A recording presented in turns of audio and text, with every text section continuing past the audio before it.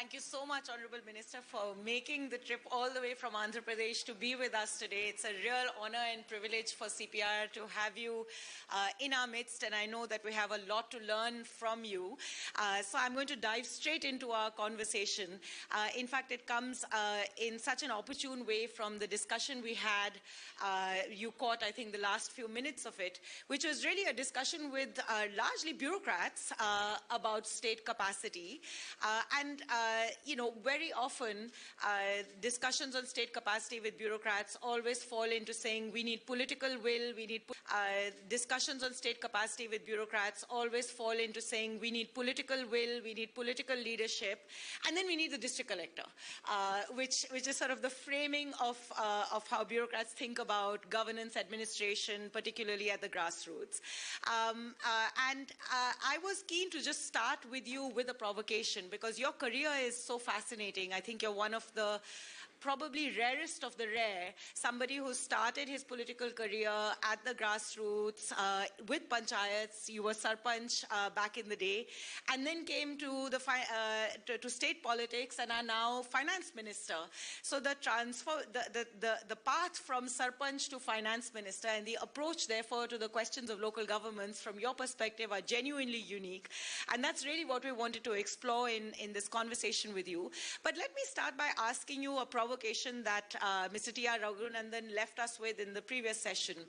When we think about local governance in India, who ought to be supreme, the elected representative or the CEO, Zilla Parishad, or the district collector, the administrator? And how does the administrator and the elected representative interplay with each other? What should that relationship be? It definitely has to be the elected representative. That's what democracy is about. The CEO, Zilla Parishad, and the district collector. The district collector, I think, is a legacy from the British administration. And CEO, Zilla Parishad, of course, is, I think, a little modification that we have made into our local body's governance. One, it has to be the elected representative, because the people have elected this person with confidence and trust. And that's what democracy is about, like I told you before. Now, between the CEO, Zilla Parishad, and the district collector, actually the district collector has a different role to perform. The CEO, Zilla Parishad, also has a different role to perform. So, district collector actually started off with the revenue system, land records, etc. That's how it came down from the British administration. And then the CEO, Zilla Parishad, is supposed to look into the local body governance, local body aspects, and functioning of the local bodies. Over a period of time, it appears that the state governments and central governments, through various programs that they have been implementing through CASDS, centrally assisted state development schemes, and central sector schemes, the collectors have been given much more responsibilities than what they normally ought to have. Now, if you look at some states, I don't know about most of the states, but at least the big states, collectors are heading committees, chairman of committees for about 120 committees. So that is, on a daily basis, most of the time is spent just in looking into the committees and functions. So it is not possible for them to give their complete effort into it. And in the process, the local body governance aspects also have been sort of taken over by the collectors, or have been assigned to the collectors. I think your specific question is between the collector and the CEO. The CEO, Zilla Parishad, or any other such different states might have officers who are in between the elected representative and the state government. It has to be independent of the collector to a largest of extent. I think that's how it functions more efficiently.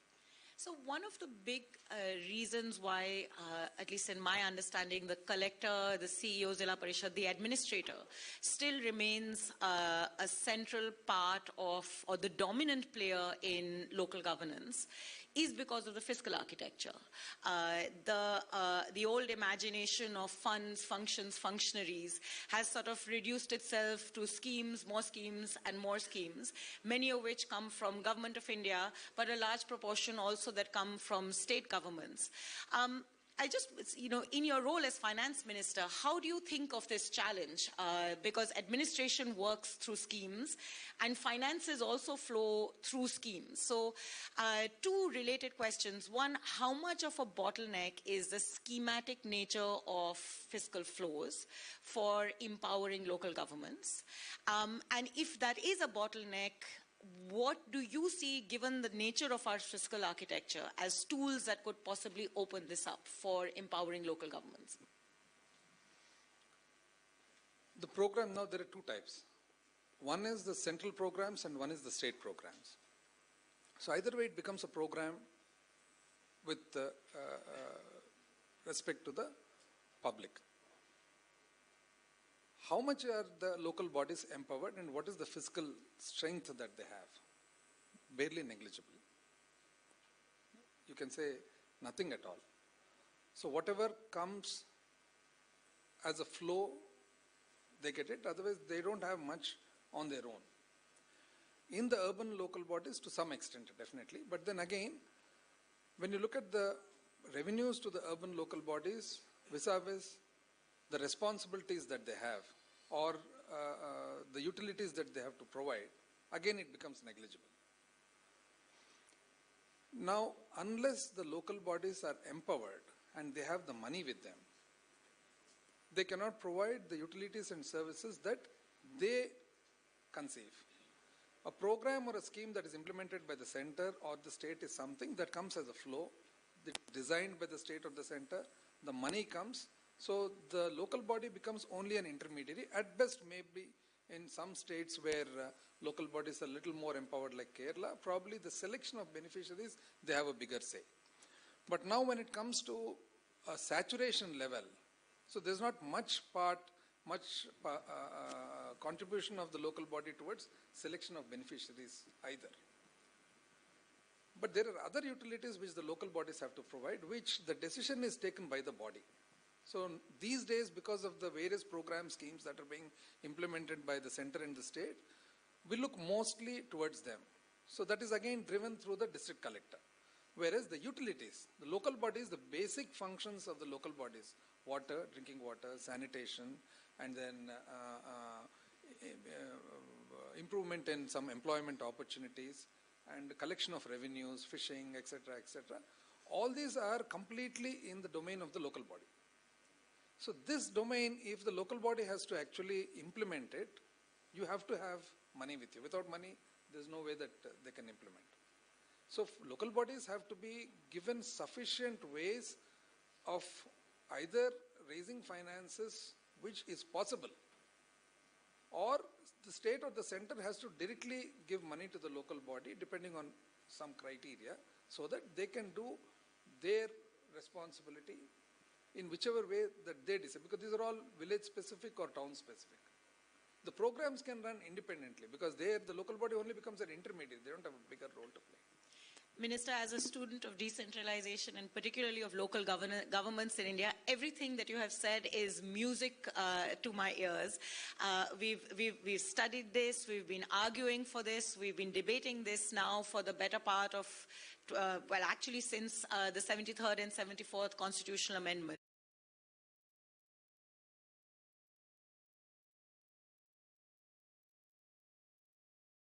Hesitated from, despite the constitutional amendments, from making local governments the centerpiece of our fiscal federal architecture.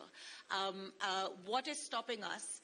And also, what's the role of state governments? Because we did an overview not very long ago of state finance commissions across the country, and we found with very, very few, I mean, I don't even need fingertips to count it. It's two states that actually have functional state finance commissions. For the most part, these don't exist. And for me, the real puzzle is this. We've had so many live debates in our newspapers, in the public domain. CPR has engaged with these questions too about the central finance commissions. If there was a ever a moment where a Central Finance Commission was not formed at the appropriate time as required by the Constitution, or as we saw actually in the early days of the 15th Finance Commission, there's a terms of reference that raises questions. States mobilize and galvanize, and it's not a political issue, it's a critical issue of federalism. Yet local governments don't seem to mobilize and galvanize when state after state after state refuses to set up state finance commissions or implement the recommendations of the state finance commission. So what is the bottleneck? I think over a period of time, like most of India says, the authority and the power, everything rests only with three people: the PM, the CM and the DM. We were just talking about that in the previous session. So, over a period of time, the entire authority started resting with the parliament, the legislature. And the way that these can actually continue to be that way is controlled through the DM. The minute local bodies are empowered, you have a lot of people entering into the arena.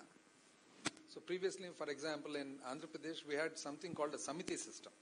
So, approximately one Samiti was a local body that is equivalent to an assembly segment. The Samitis together became the Zilla Parishad. A Samiti president was maybe more powerful than an MLA. The reason is he had the schools with him, he had the local bodies with him, all the Gram Panchayats. So, most of the public contact was with the Samiti president. Subsequently, it was reduced to what is called a mandal, a smaller unit. Each Samiti became 3 or 4 or 5 mandals depending on the size. And then automatically as you become smaller, then you become smaller units in exercising your authority and power too. So here comes the question of now, once the legislature and the parliament has complete control over the system, it is very difficult for a local body to function. I think it is both the legislature and parliament together that have actually reduced the role and functioning of local bodies. Basically, I think in a democracy or anywhere, everybody wants to amass power and authority. So this also I think has come. So there has to be some constitutional protection to this. So as you rightly said, 73rd and 74th constitutional amendments, they have been made in right earnest. But to what extent did the amendment actually make it mandatory for implementation? So there are so many acts that this country has made. But when it comes to implementation, has there been any way that the implementation also is safeguarded? That I think is the lacuna over there.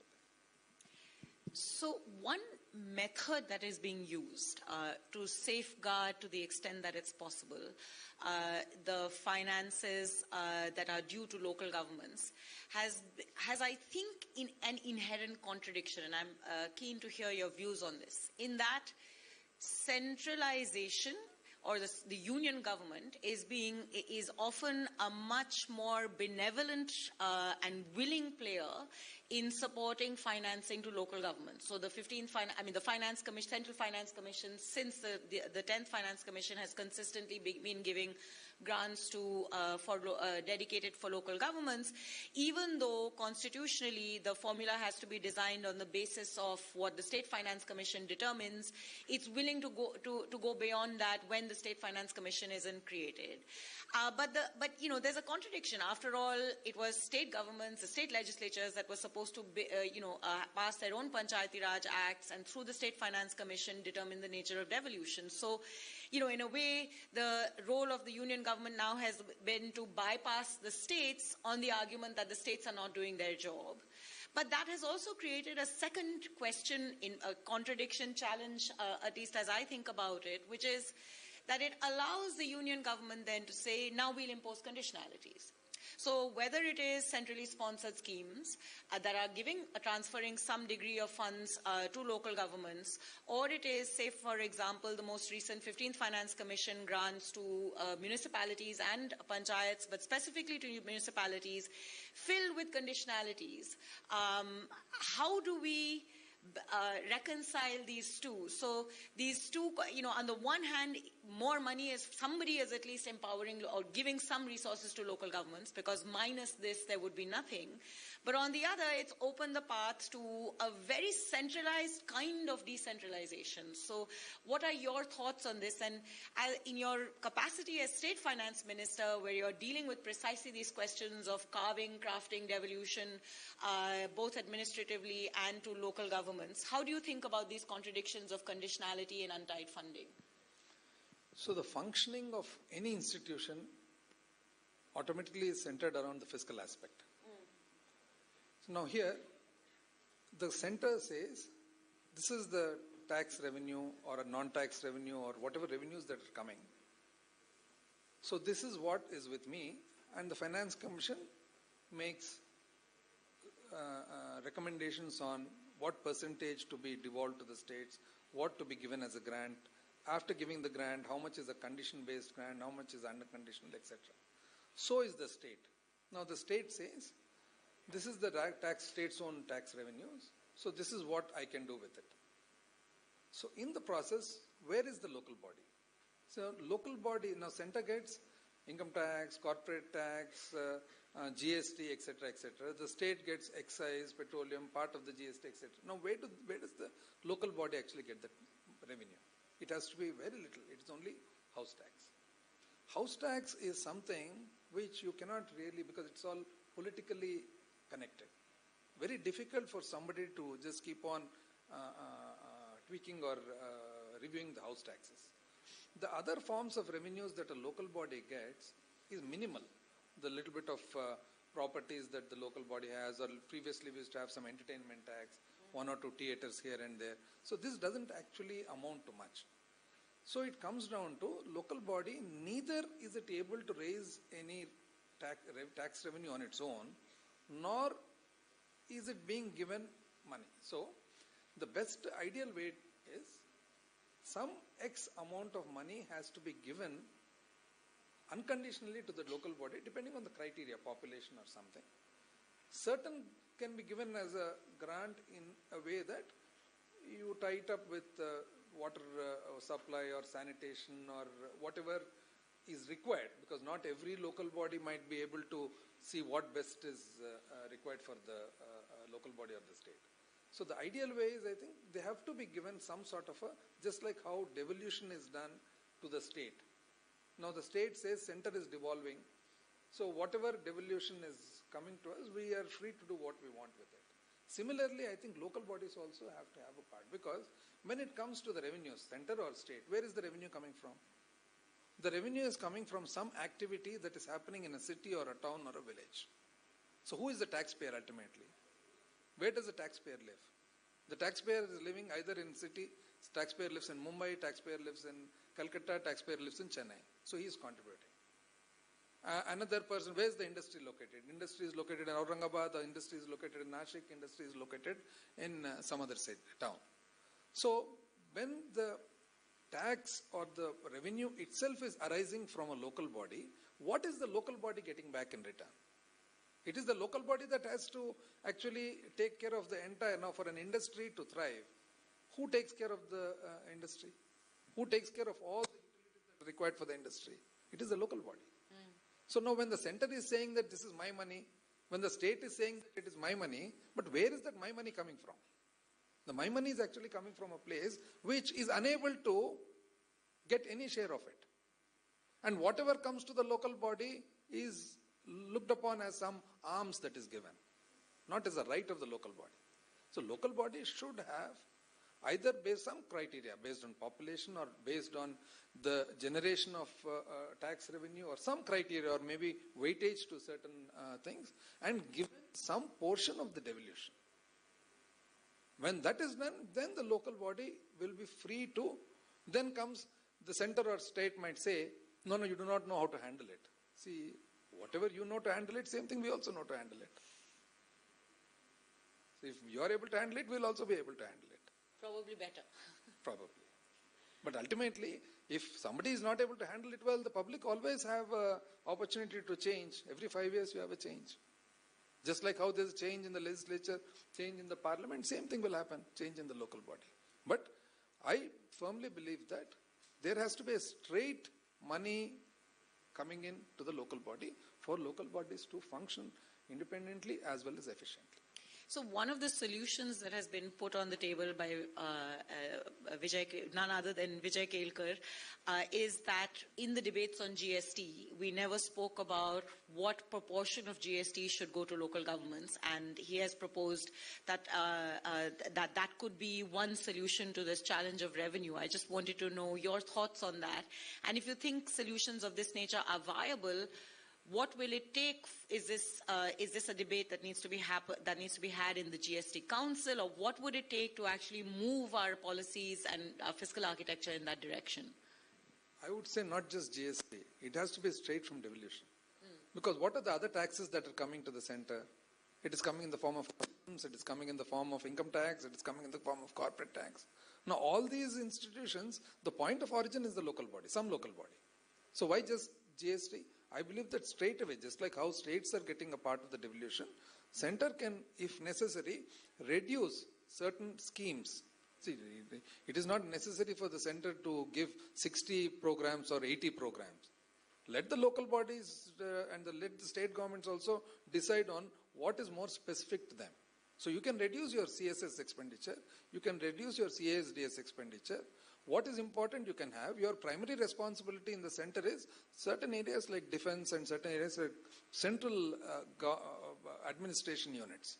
Not necessarily which state should have how many nurses working, which state should have how many teachers working. Let them decide. Federal structure, let the states decide. Similarly, let the local bodies also decide on what they want to do. Ultimately, people are electing their representatives. So for a common man, a normal man, Aam Aadmi, who is not concerned with any political leanings, etc., for him or her to be administered well, governed well, it is that there should be multiple areas. Concentration of authority, concentration of power in one place, always as important for a common man to have a good livable area for him to thrive. Just like how important defense is, this also is equally important. So what stops us from doing this? How shall we move? I mean, in a way, we've been circling around the same conversation for the better part of the last 25 to 30 years. The argument of not empowering local governments finds itself caught in this question of capacity. So it's a chicken and an egg. Do you give the funds first or build the capacity first? And different states have tried different things, but by and large, it seems with only one or two exceptions, the general formula is there is no capacity, so it becomes an excuse to centralize. And simultaneously, we've now moved in the direction towards technology transfers, direct benefit transfers, that in some senses, while they may be more efficient perhaps, but one of the questions that's always been on my mind is whether or not that just takes away the role of the local governments entirely, because it can now be between a central architecture, wherever it is, down to the individual beneficiary. So, in a sense, as we've gone down this argument of saying we recognize that local governments are important, but there is a capacity constraint. We've solved the capacity constraint by creating a digital architecture that completely bypasses the local government. And I think with the exception of you, frankly, we've stopped really talking about local governments. And it's not just a union government issue, state after state after state. These debates are very peripheral to the discourse on fiscal federalism, which is now so central in our debates about the Indian economy and public finance. So, from your perspective, what will it take for us to, bring local governments back into the center? As we all agree, it's a crucial part of governance. And, where do you see the solutions coming from? It actually has to be the will of the parliament and the legislatures. When JRY, Jawahar Rozgar Yojana was, until the time that JRY was actually implemented, local bodies had barely anything, And it is only after the JRY was implemented that villages started seeing some sort of basic amenities being done. So how did they implement GRY? GRY was given only on certain conditions. Until then, there were various state governments which never held elections, even for 10 years, 15. So amongst the many conditions that were imposed, conduct of elections in a particular time, etc., was necessary to have your grant coming. So how did this happen? This happened with the will of the parliament. So similarly, in order to empower local bodies, in order to give them their due, in order to make them be able to function, it is the parliament and the local state assemblies, you have to have the will to come forward and not only enact, also make sure that it is implemented. I think it finally comes down to the will. It finally comes down to the will. On that note, let me open it up to the audience for questions, comments. Harish, Rakesh, we'll maybe take 3, come back to you, and then do another round or 2. Thank you very much, Honourable Minister, for your exposition. And as Yamini said, it's music to my ears because I'm Rakesh Mohan. I think if you don't mind, you can probably be seated in spot. That the very first paper I wrote back in 1973-74 was on urban property taxes. So my question is that given everything that you have said, that is the urban or the, I'm not talking urban bodies, I don't know enough about the Panchayati Raj, etc. That, as you said, it's the most important part of the system. That's where all the income gets generated, wealth gets generated, etc. And the issues of resources and capacity. So 2 questions. One, that as far as resources are concerned, I was a bit surprised that you're sort of just waving away the property tax issue. Because if you look at the 15th Finance Commission report and many other documents, that India has about the lowest share of proportion of GDP in terms of local taxes. And in property tax, it used to be a big problem, but it seems to me that with IT now, there's no issue in having a full register of properties. Second, that with urbanization taking place, people's incomes going up, huge amount of formal housing coming up. I mean, you just have to drive from around any city for 50 miles in the new flats and so on. So it seems to me that I'm a little surprised that as any state finance minister, that not enough attention is given to property tax. Of course, you can't suddenly raise, taking nothing, you make it so much. You can start at some point. There's no problem now having registered property. There's no problem now in terms of having indexed property taxes, etc. And it seems to me that this is something 15th Finance Commission emphasized. And of course, that's connected with the issue of state finance commissions, that if you have state finance commissions, they make that conditionality for this thing, and of course, have more development. But you then have to do the taxes.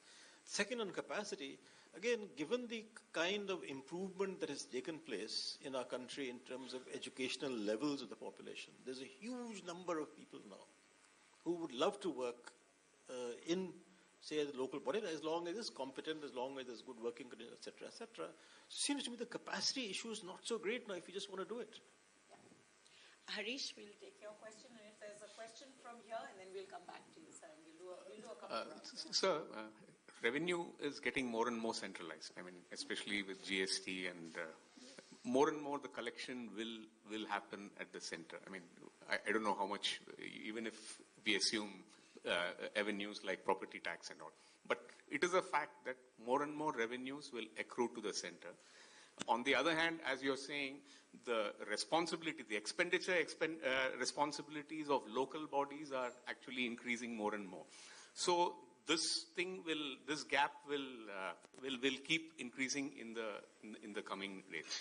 Linked to this is another thing, the fact that more and more the maximum revenues are being generated maybe in south, places which have economic activity, okay? And again, that revenues is going to the center, and then it is getting reallocated in whatever, so-called Bimaru states, etc. Do you think that is going to be the next, maybe, I don't know, an elephant in the room conflict down the line, that we are generating more and more revenues, but somebody else is taking, that kind of a thing? You think this is going to happen?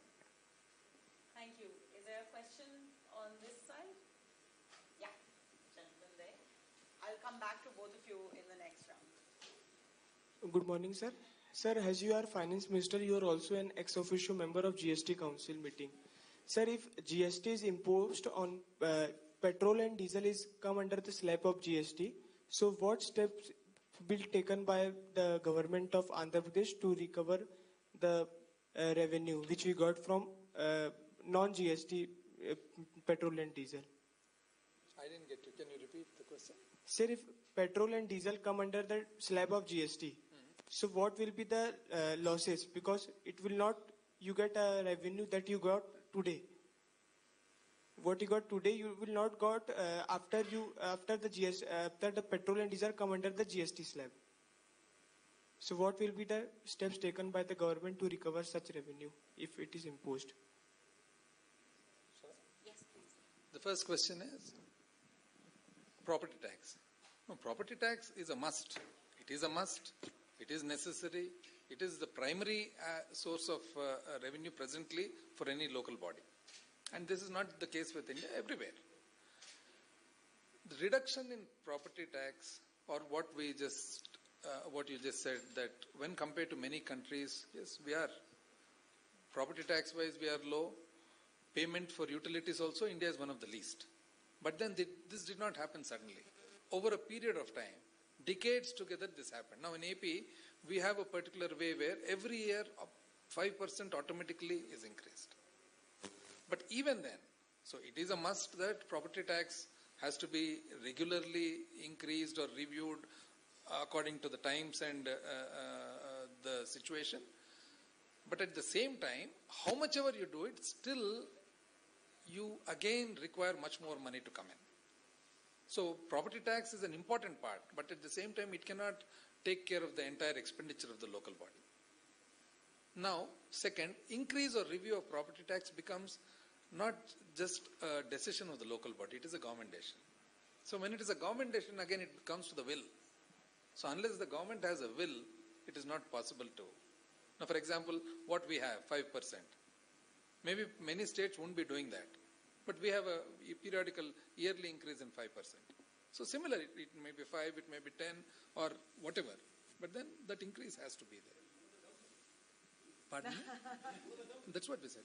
See, this did not happen overnight. See, decades together when something happens, overnight you suddenly cannot change it. No, let us say the income tax going rate is 30%. You suddenly cannot make it 60. It has to happen over. So petroleum beginning when they used to increase the price of petrol, every time, once they started increasing it every week, every 15 days, slowly, then people got used to it. So it has to happen gradually. So how much are you raising through property tax? Pardon me? I don't know the exact figures. I cannot tell you the exact figures, but that, and your question was if I can... No, I said that tax collections are becoming more and more centralized. Centralized, correct. Now it's a matter of time before even petrol and diesel will come under GST. So your question was centralized, yeah. So how much comes back to the states that are...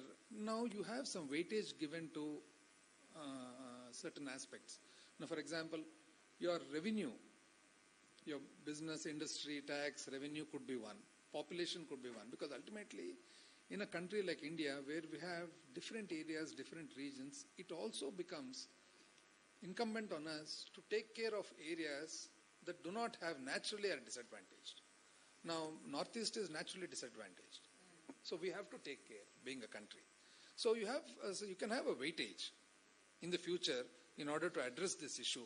Now they say that certain states, industrially that are advanced, like Gujarat, Maharashtra, Karnataka, Tamil Nadu, so they actually get more taxes. So are they going to get back their due? But again, see, you look at it, so production alone does not become a right. So if an industry is producing something, it is also being consumed. So you can give certain weightage to what taxes are being generated over there. You can also give weightage, that is exactly the way in which the Finance Commission devolutions also have taken place, more or less.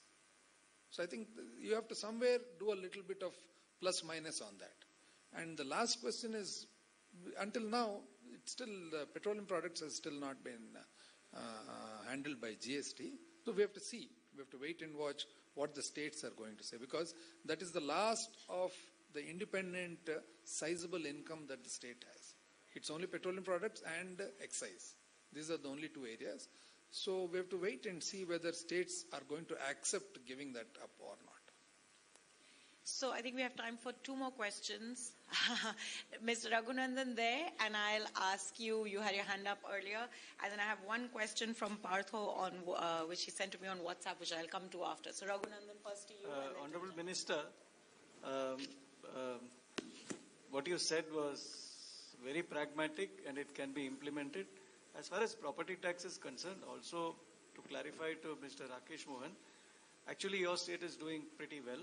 But this is mostly a South Indian phenomenon. It's Karnataka, Kerala, Andhra Pradesh, Tamil Nadu, Telangana, Goa, Maharashtra, which are collecting property taxes at the panchayat level. There are two suggestions that I would like to make on property tax. The first is that the 13th Finance Commission recommended, in order to, kind of insulate the local leader from the political consequences of raising property taxes, that this decision could be centralized to a property tax board. And I believe every state, including your state, did pass an order constituting such a board, but I am not sure whether that board is actually functioning. So maybe it's useful to actually insulate the local political leader from the adverse political consequences of raising taxes. Also, you might get some kind of standardization which avoids court cases.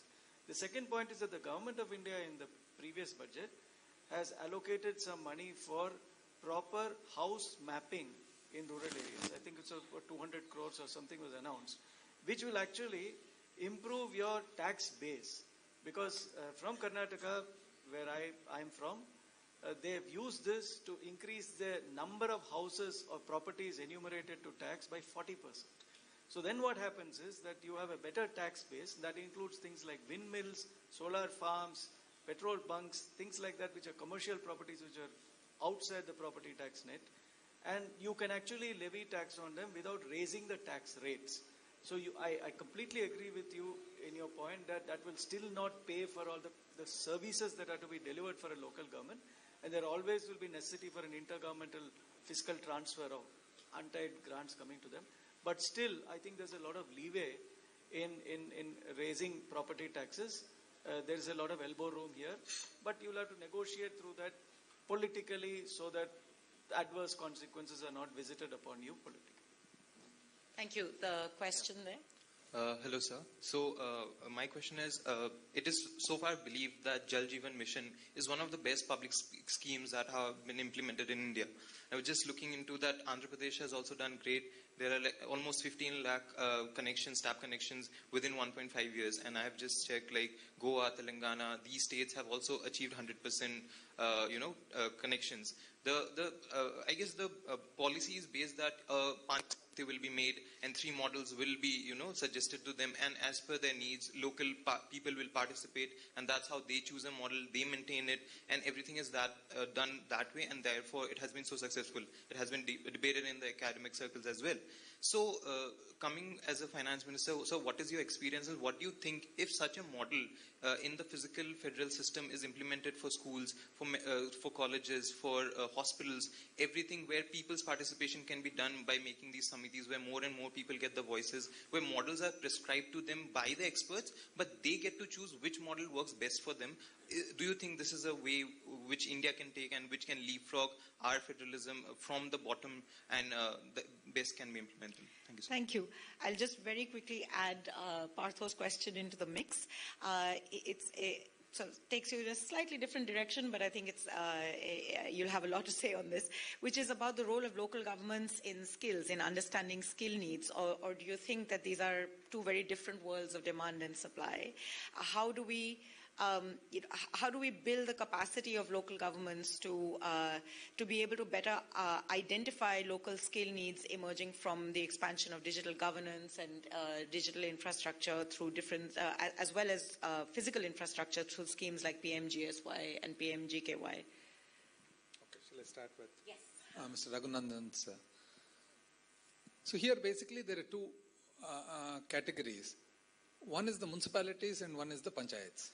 So normally what happens, the mapping has been done in municipalities and there is some structure in place. It only depends on at what rate or how much you are taxing property tax.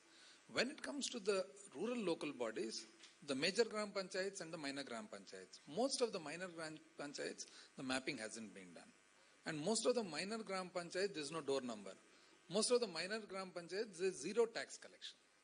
That's because they are completely rural, and that's how it has come over a period of time. Maybe not in Kerala, but most of the states. Minor gram. So, minor gram panchayats is where you have to get them accustomed to start paying property tax, which is a completely political decision. So, because decades together they haven't been paying. It's like decades together, just imagine you're not paying any water tax. Suddenly you're asked to pay tax. Decades together, imagine you were getting free power. Suddenly you're asked to pay for power. So this is a very political challenge which has to be dealt with by the governments. So in the areas where house tax, property tax is already being collected, then there we can have a centralized system where the local body can be insulated from the increase, where you can just say that it's not my decision. But getting the non-tax, it's like income tax. See, once you're an assessee, then automatically you get into the system. If you're not an assessee at all, so how do you get him to become an assessee? That is the challenge. Yeah. Second was the Jal Jeevan Mission, right? So Jal Jeevan Mission actually has been designed and only has started to be implemented only from last year onwards. In the design itself, there was a flaw. So the flaw in the design was it is basically taking the water to the doorstep, but it is more important actually to create the water. See, any local body, once you have the water, the challenge is water. Once the water is there, giving the tap is not a big deal at all. The distribution network and all, even taking a tap donation fee also from the user will be sufficient to have the distribution in place. So there was a problem initially with the design of the thing. Secondly, now with regard to who runs, I don't know, I'm just hearing it from you that the public run it. No, I think it is the local body that runs it. That is the local body. They're elected, not constitutionally elected. So it is basically that Samiti, or whether it is the Samiti or the Taluk Parshad or these are all different terms that are used in different states, but they are the elected local body. So it is their responsibility to supply, to provide services. This is one of the important services, drinking water. And with regard to skills, Yamini, the skilling, I think, is a subject which has to be taken up at a higher level. But participation of local bodies definitely helps. Because a local body might not be equipped to understand the subject called skilling. Because skilling is very dynamic. It changes with the day. And you have to study the demand, you have to study the supply. And this also requires a lot of capital and also revenue expenditure by the government. So local bodies might be an important input, but to handle skilling subject by themselves might be too big for them or might not be viable. In fact, I think your response to that sort of raises at the heart of this conversation is what I think is the fundamental governance and fiscal federal challenge for India, which is making that determination of what level of government should be performing what level of function.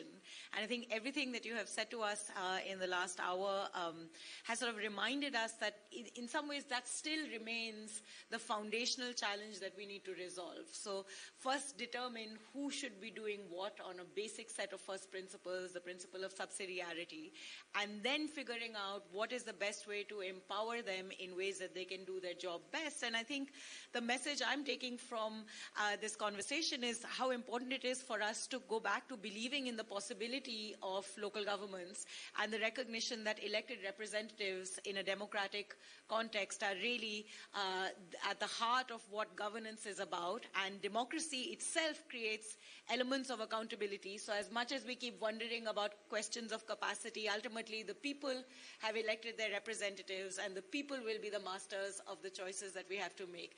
Thank you so much, Minister. It's been such an absolute privilege. One other addition also that the local body can give, Yamini. One is the governance aspect, etc.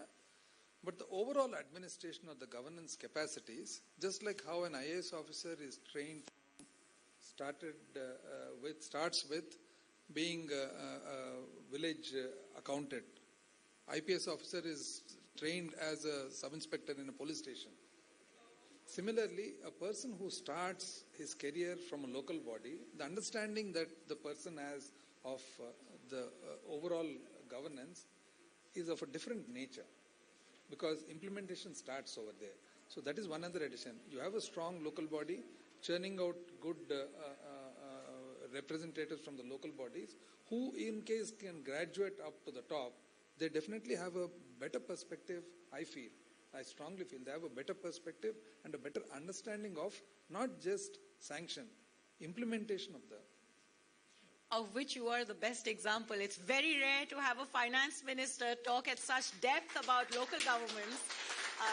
Usually they are worried about revenue deficits and fiscal deficits. So thank you very, very much. It's been an absolute privilege, and I hope that CPR can continue our engagement with you to think about these questions and push the agenda more going forward. Yeah. Thank you, Yamini and CPR, for this wonderful opportunity to be able to interact with everybody. Thank you.